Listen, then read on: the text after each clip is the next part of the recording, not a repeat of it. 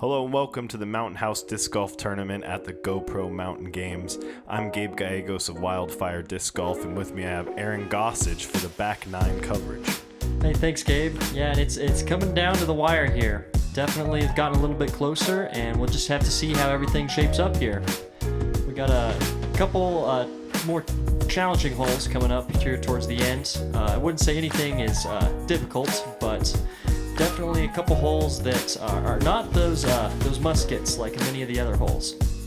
Yeah, as you can see, just a 1 point gap between our first and second place, Eagle and Aaron.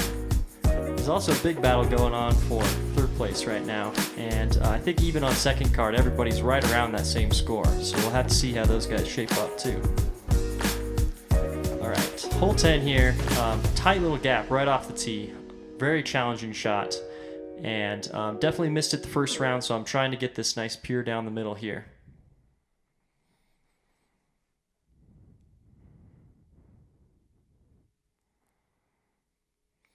Right off the tree. And honestly, I'm happier with that result. First round, I hit one of those first available trees there, and this round I at least got to second available. But here's Nate going with that trusty tomahawk. Yeah, and those throws, or those trees on the left side, are very hard to get through, especially compared to the bigger, more open trees on this right side. Yeah, definitely. And Nate was with me last round, so I bet he's happy being up the fairway, even if he is a little short, just like me. Unfortunately, that was a rough kick for Dan. It went basically straight right, and he's going to have a little bit of scrambling to do to save his par. Is this a grenade Eagles lining up? Oh, looks like it. Again, going up and over. Oh. Ridiculous shot. Oh my goodness. He almost drops it in there, but takes an unfortunate break and rolls back into the rough. And that's with those ace runs. They always somehow end up 50 feet away.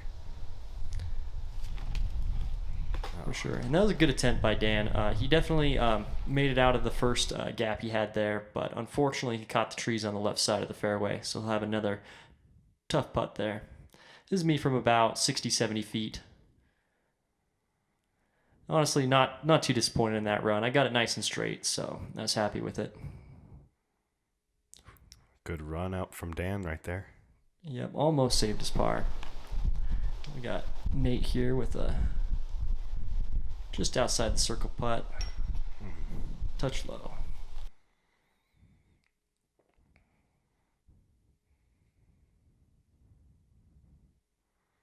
Just off the left side from Eagle. That's kind of the distance that I don't see Eagle miss very often, so I was kind of surprised to see that one. I'm sure there's just something wrong with the basket for all of you guys on that hole. Hole 11, par 3. This one's a little bit more challenging than you would think. For some reason, the gap just kind of plays tricks on you, and the distance is a little challenging.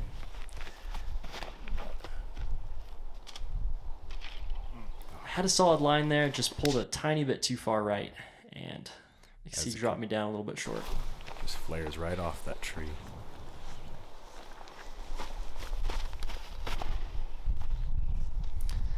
Going with the trusty tomahawk. A little bit long, a little bit right or left of the pin off the tee. Yeah, that might be the third time in the third and fourth round that he overshot with the tomahawk. That's pretty crazy. But Eagle going with the trusty grenade, and he just left it a little bit left. I think the wind is still giving a little bit of troubles there, so. Yeah, as you could hear him say, he felt like a little kid throwing that one. It's quite the statement. And once again, none of us super close to this pin. There I am just laying up, taking my 3. It's a quality out from Dan there. Yeah, he spent a long time lining up the putt from in the rough, but decided just to take his medicine, get the easy 3 rather than trying a hero shot through a small gap. Almost looked like he went with that horseshoe putt from the side. Yeah, definitely. Eagle not happy with that attempt. And yeah, another obstructed putt from Nate. But all of us saving par, so no harm, no foul there. Hole 12, 185 feet, pretty straightforward. Couple trees right in the way on that straight path. Yeah, it's a really tight gap, and for me, it's just like a maybe 30-40% power zone shot right down that center gap.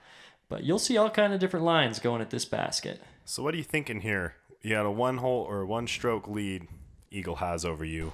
Yeah, so the thought I'm having at this point is every hole is an opportunity to make up that stroke. And even though this one's probably a must get, 185 feet, I told myself you got to just view every hole as a must get.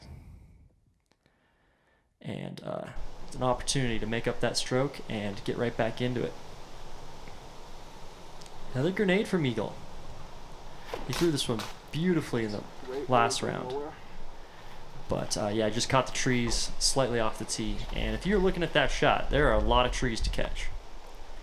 Yeah, these past 3 holes have the trees have just hugged Eagle, huh? Yeah, definitely. Once again, we see 4 completely different shots on this hole. We got tomahawk, thumber, grenade, and then just the way the hole was supposed to be played, the straight shot right up the middle.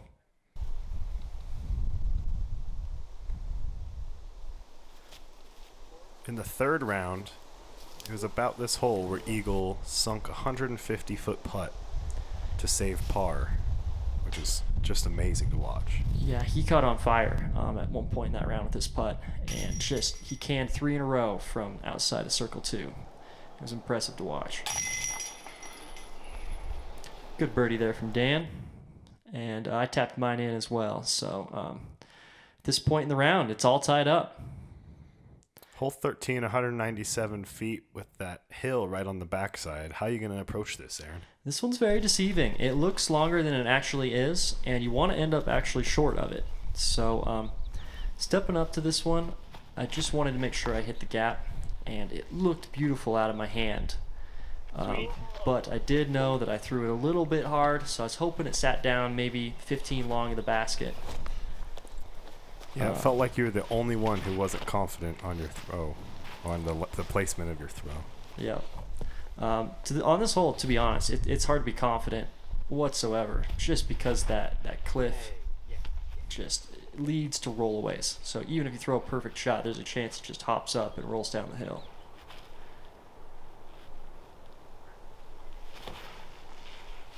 This is just a beautiful shot from Eagle. Picturesque. And it's so slow. You can just see how soft it lands. You know, a good 15 feet in front of the basket. No chance of rolling away. Nate having a little bit of troubles with this one. He did the same thing in the first round. He just wasn't super confident in his forehand. That's why he's been throwing tomahawks, he said, all day. And as you can see, mine bounced up and took a nice little roll down about 50 feet. And I wanted that putt, but it's just a really tough putt to make. Quite a bit uphill. Dan near the same spot with that uphill putt. Yeah, he's a little closer than I am, but he's got that same tough uphill shot, like you said. Just off the cage. Both those shots landed pretty close to the basket and just got an unfortunate roll. But, you know, it's to be expected on a hole like this. You can't really see from that angle, but it just slopes way downhill to the right there. On to hole 14. I think this is maybe the most challenging hole in the course. There's just this incredibly tight gap right off the tee, and everybody's just doing whatever they can to get through that first gap.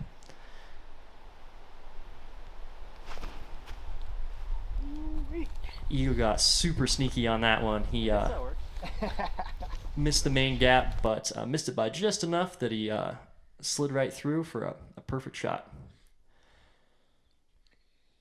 See the landing of it. Yeah, he's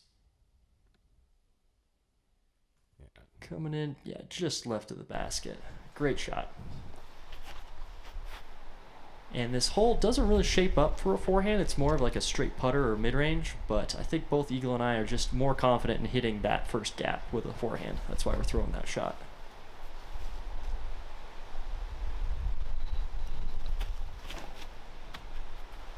And this was just perfect shot out of my hand. I could not have thrown it like any better, I felt like. But squared up that tree, and that's the problem with throwing the forehand on this hole. It's like the most beautiful shots. Trees just moving from it. Yeah. And Dan squeaking it through the gap there. He got knocked down a little bit short, but you know, chance at a 2, easy par. After you make that first gap, you sigh of relief, you know. I love watching Nathan line up these tomahawks, that's for sure. Yeah, this tomahawk he threw on the ground. Look at that. For a roller. It worked out pretty well. You know, got him through the main gap. Mainly it's a play for par, I'd say. But just his most confident shot at hitting that gap.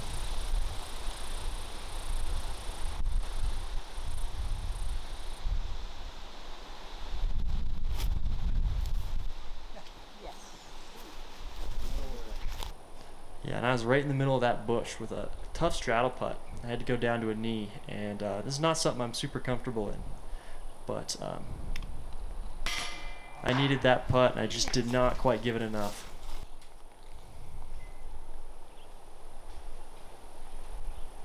Here's Eagle from the other side of the tree. Yeah, great birdie there. This is one of the tougher holes for sure. And just like that, he's back up by 2 strokes. Lose your concentration for a moment, and that lead is swept away. Now on to hole 15 here. This is another one of those challenging holes. Very tight gap, kind of late into the fairway. So I think most of us are going to be going forehand. You want something straight that just kind of fades at the end. But honestly, if it just goes dead straight, it's still a good shot. Yeah, the course designer believes that 14, 15, and 16 are 3 of just the best holes on the course. Definitely, I would agree with that. I'm lining up my FD3 here, trying to get a little turn out of the hand, keep that nice straight line. Just released on too much of a hyzer angle and hyzered a little bit into the forest there.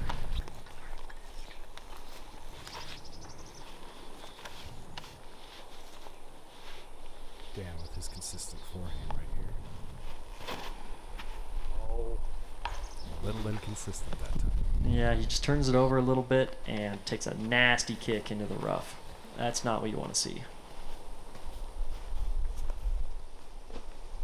Nathan's got that Nuko S in his hands. Goes with a tomahawk all the way up and over everything. Just a huge shot, and he's sitting in on the putting green, I think just a little bit past the basket.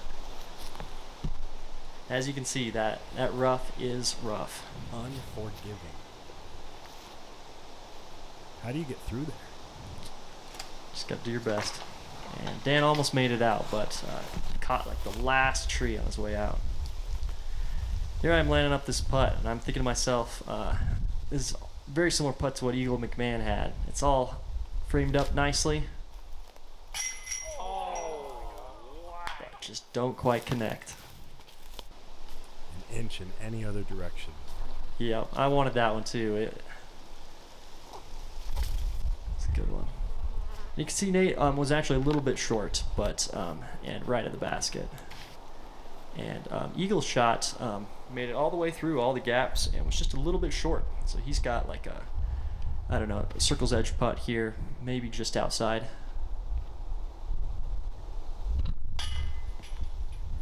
It's a little high. All right, hole 16. Personally, my favorite hole on the entire tournament. Beautiful shot, just dead straight, 341 feet, and straight downhill. So it doesn't play very far, but it's very challenging to keep your disc going straight that long. And any kick, left or right, can put you in a world of hurt.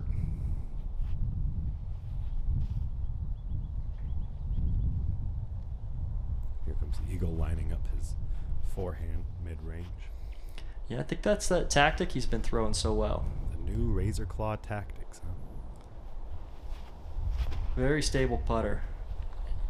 He puts a good move on it, but just a little bit left and kicks down short in the fairway. Not a bad spot to be. He's probably got 50 feet and an unobstructed putt, so can't complain about that on this hole.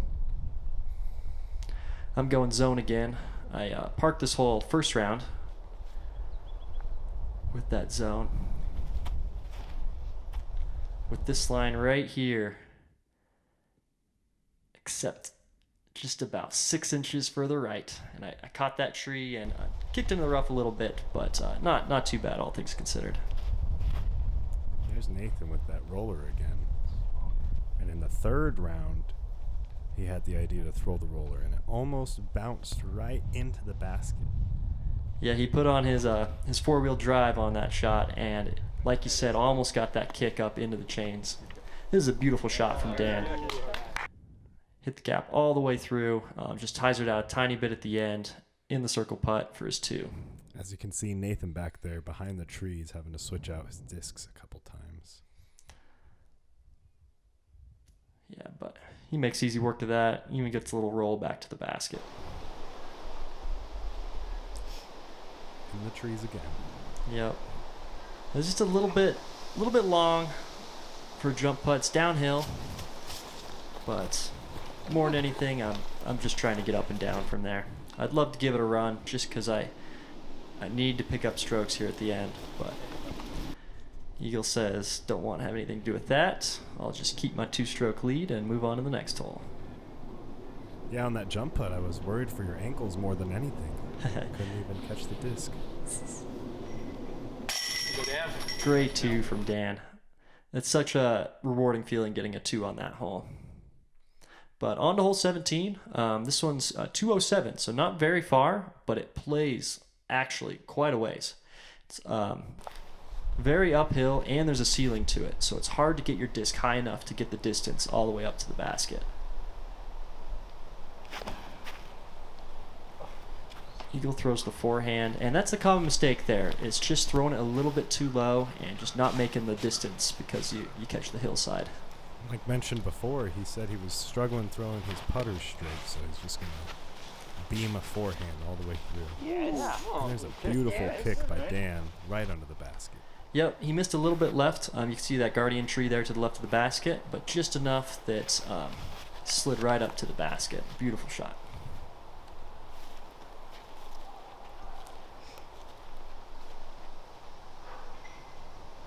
Big sigh before the throw. Yep. And I squared up that tree and got a little unfortunate rollback. But I was definitely trying to get all the way up to the basket there. Need these strokes coming down in the last 2 holes. Like you said, there's a ceiling, but maybe not for Nathan. Yeah. You can see the cameraman turning around, and that's never what you want to happen on a throw. Definitely. He threw that one very soft, all things considered, because last round he was maybe 80 feet long on this hole. But he still ended up a little bit long and not able to make his birdie putt. Here I am from about 50 feet, I'd say, uphill putt. Just off the cage. Almost, right there. Eagle from a little further up. In the same spot. Yep.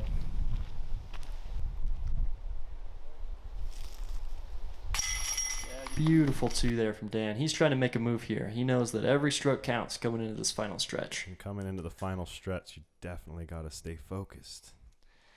Yeah, and he was being a little bit casual, and I think that he just didn't put quite enough concentration into that putt there.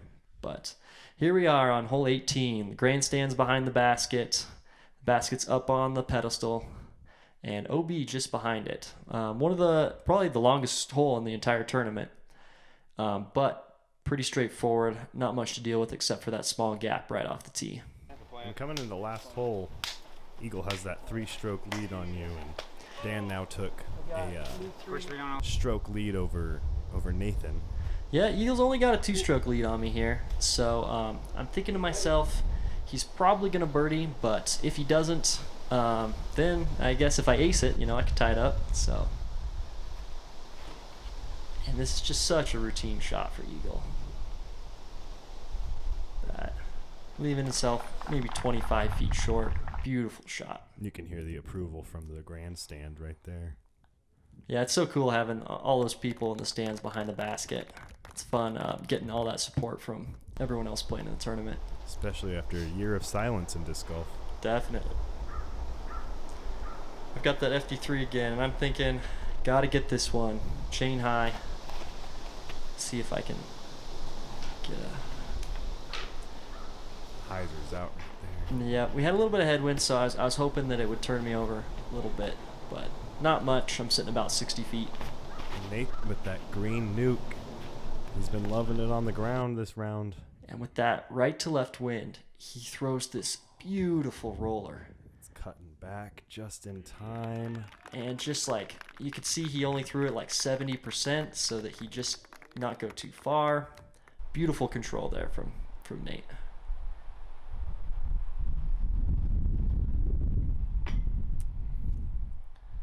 Elevated basket makes it a little more difficult. Definitely. Not a great effort from me, but I've kind of conceded at this point. Oh, and you can just see the wind lift from that. He's putting straight into that headwind. Nate has a very, very strange putting stance. Oh, just touched low. He needed that lift.